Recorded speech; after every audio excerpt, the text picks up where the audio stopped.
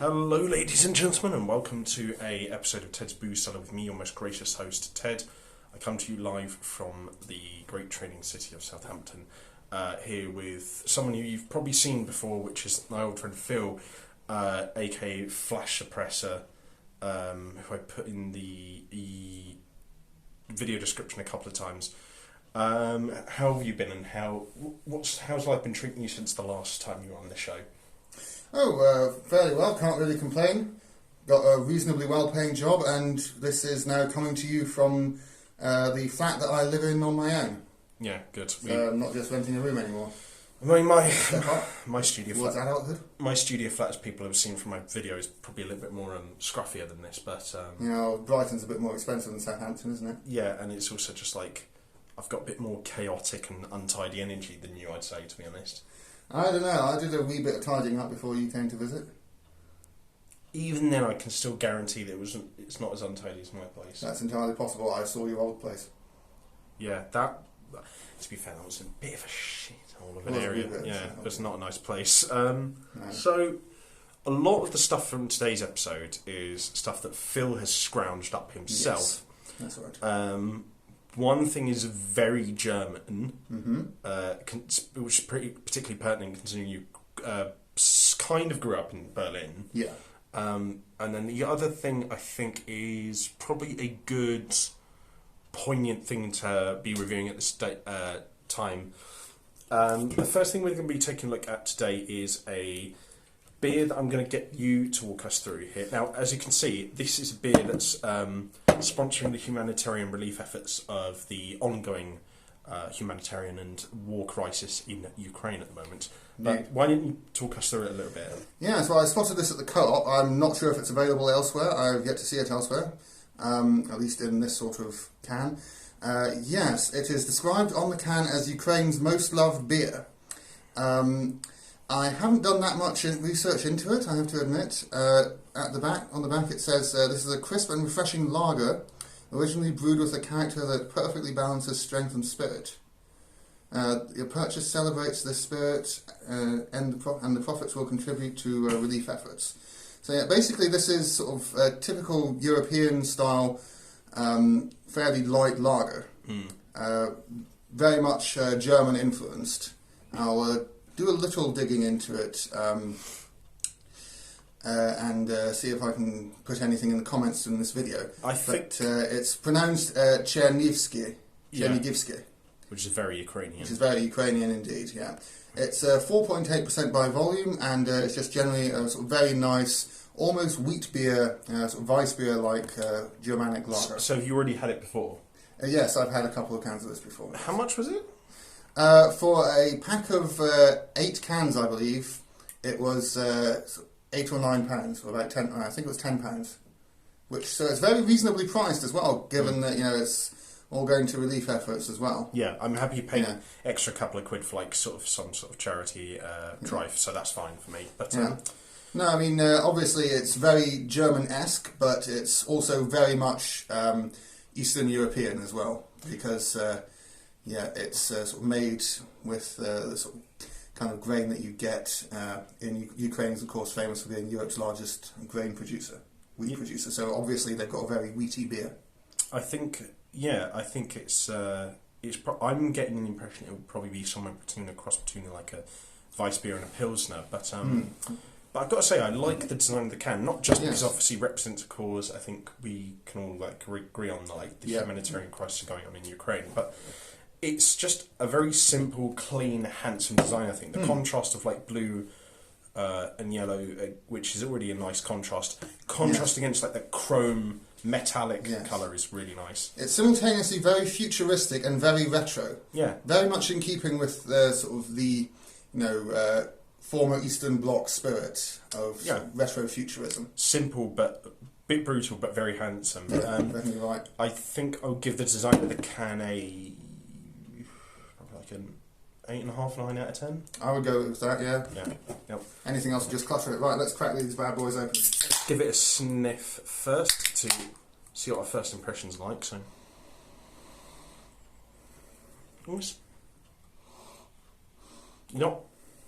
Doesn't have a huge smell at all. I never noticed that. Now, here's the thing. The smell I got is a scent of a Stella Artois. I know people see that as an insult, but I actually really like Stella, so... Yeah, it's fine. It's not at all like Polish beer. No. It very much reminds me of German or Belgian beer. No, Polish beer will definitely sock you in the nads, because it's usually about like 8 or 9%. Like there was a version of Perla I once saw, which was like black espresso, like tar Polish beer, and it was like 13%. And I knew that it said 13% on the can, but you can guarantee because it's Polish, it would probably be like twice that amount. Like in reality. Reckon you're right. Yeah, it's very much just a sort of gentle wheat beer smell. I mean, a Weissbier or a Pilsner doesn't have a huge smell in its own right, so this doesn't either. I'm going to say scent is a respectable 6.5 out of 10. It's not particularly striking, and it's not anything that I haven't smelt before in a beer, but I do like it. Yeah. Yeah, there's no sort of real notes of hops or anything, and I don't think it's not a very hoppy beer at all. No, it's probably just like a simple lager, I think. Yeah, I mean, you know, they're Ukrainians, they grow wheat, they use it to make beer. What more can we say? That's fair enough. Yeah. But yeah, I'll give that a 6.5 out of 10 for the smell. Right. Are we pouring these into glasses or are we drinking them from the can? What do you think? You can if you want. Right, I'll pour it into the glass so we can see what the colour's like. Yeah, good idea. Yeah. And you can drink it straight from the can to get the proper taste. It's a very yellow beer, very pleasing colour. You're also pouring that into the glass like a complete novice. That is true, yes. Well, we don't all have experience tending bar, do we? Yeah, but... You're the professional alcoholic here, I'm just an amateur. Right, sod. It's got a lovely head to it as well, if you're not careful. What the fuck is that? I know, it's seriously got a huge head. No matter what you do. It takes ages to pour a whole can, and I'm not even going to pour the whole can in at the moment. So it's kind of got like the hue, I'd say, of like somewhere between like it's kind of got the hue and colour of it is somewhere between like a Stella and like a Munich beer, I think. I think you're right, because this isn't sort of quite as pale as a Weihenstephan, a German beer, and definitely not as much as a Weissbier either. No, indeed. So I think it almost. Yeah, once again, I think a Stella Artois comparison might be apt. Because as I remember, Stella has a sort of fairly nice hue as well. Amber crisp. Right. Yeah, it's very crisp and very nice. But I'll drink this out of the can like a peasant, and Phil will drink it out of the glass, which he has. Yes, my favourite Simpsons quote. To alcohol. The cause of and solution to all of life's problems. Right, well, anyway, cheers, and to everyone watching at home, cheers. Bottoms up.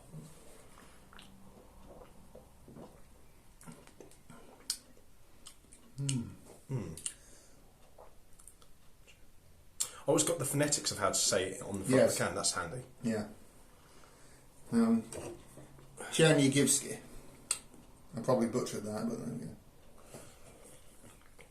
my father would know what to do. He doesn't speak Ukrainian, but he speaks Polish and Russian, so he should be able to make a go of it. So, the texture, I feel, is kind of like a cross between like the haziness of like a Weihenstephan and the slightly more crisp but still wheaty aspect of like a Munich beer.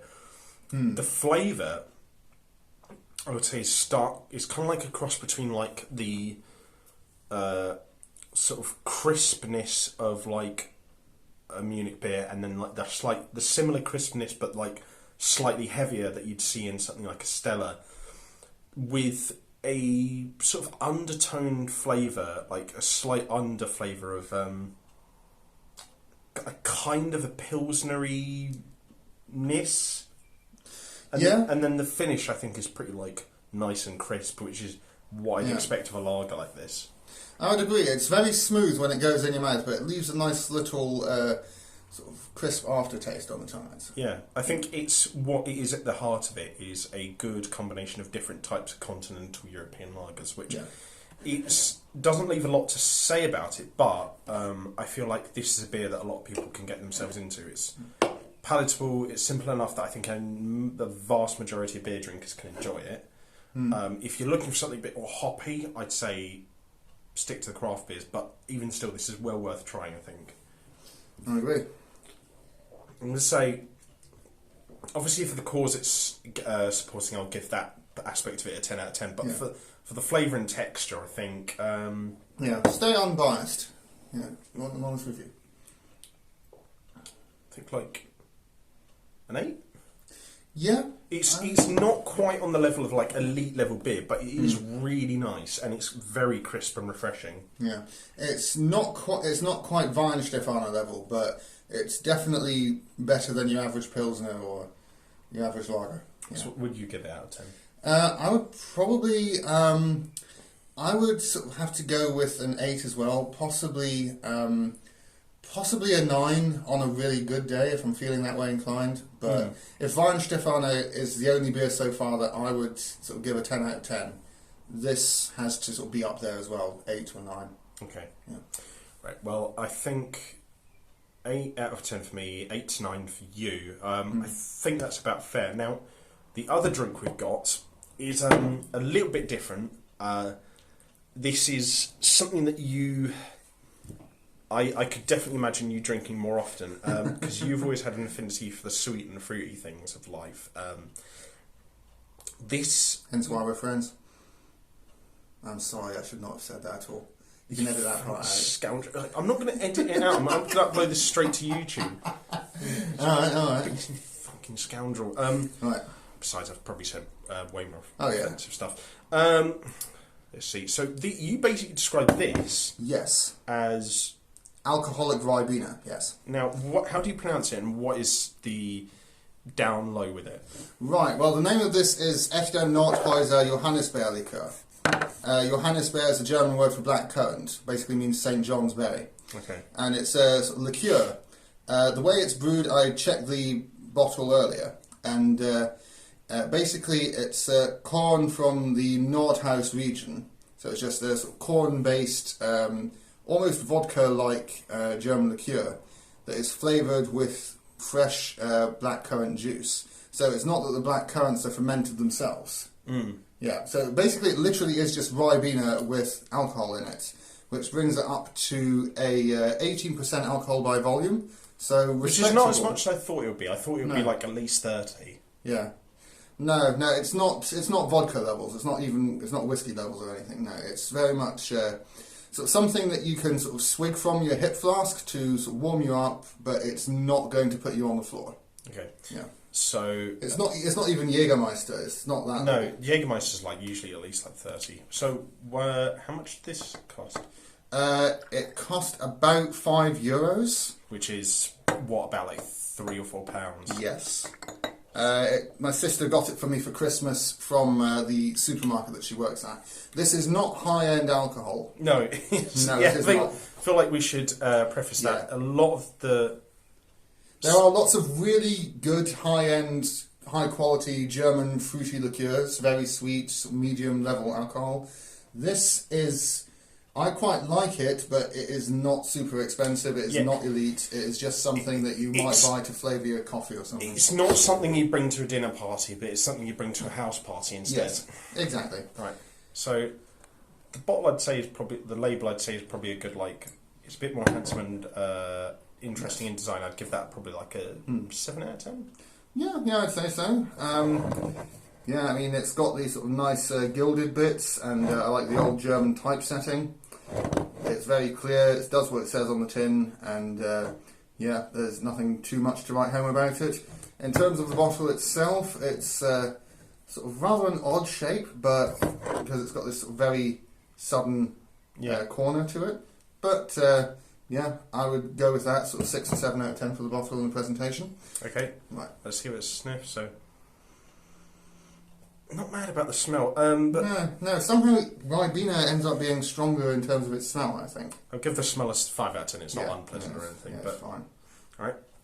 Cheers. Cheers. Bottoms up. Skål.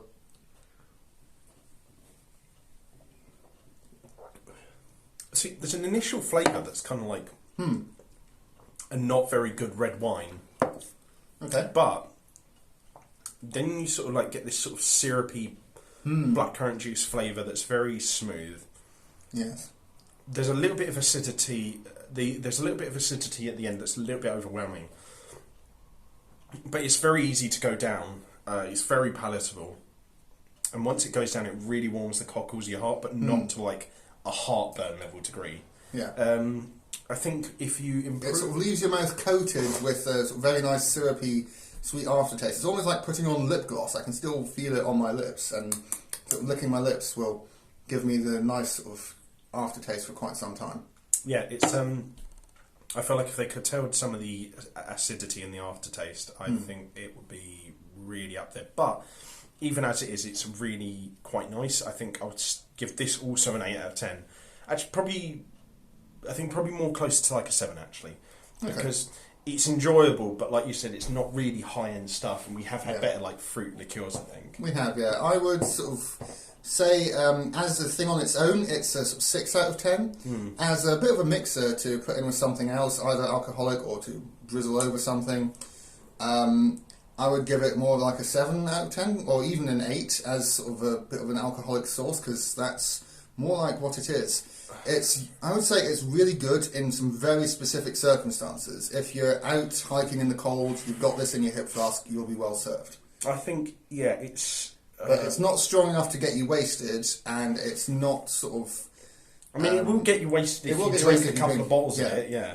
But it's so sweet and syrupy that won't be a pleasant task. This is something you can sort of have one shot of, or two, over a sort of extended period of an evening, and it will be pleasant, but it's not... Yeah, it's not something you can use to get hammered, really, and it's not necessarily something... that you should get hammered with. You should get hammered with, yeah. Because otherwise, the thing is as well, I feel like with really sweet stuff like this, if you get hammered with it, you will give yourself the most unpleasant of hangovers, and you also have a horrible headache from the sugar. Yeah. This is something it's good, but it's best enjoyed in very small doses. Yeah, so I think like probably it's very situational, but I think... Yeah. But as an introduction to sort of German fruity liqueurs, it's pretty good. So I'd say probably like a 6.75 or a 7, I think. I would say 6 or 7 out of 10, probably 7. Okay. We'll be generous. All right, well, we're gonna try some other stuff that Phil's made, but I think considering this episode is probably already long enough, I think 2 drinks in one episode is probably right enough, I think. Maybe so. Do you have anything else to add? No, not at all. Just thank you for watching. Thank you for joining me in my cosy flat, and stay tuned for a special bonus episode. And if you guys like this video, leave a like, share and subscribe. If you have any suggestions for future episodes of Taboo Cellar, let me know in the comment section down below. Check out all my social medias and other shindigs in the video description down below. And until next time, have fun, stay safe with whatever you're doing, don't do anything I wouldn't do. Drink responsibly, know your limits, and I'll see you guys next time at the bar on Ted's Booze Cellar. Bye bye for now.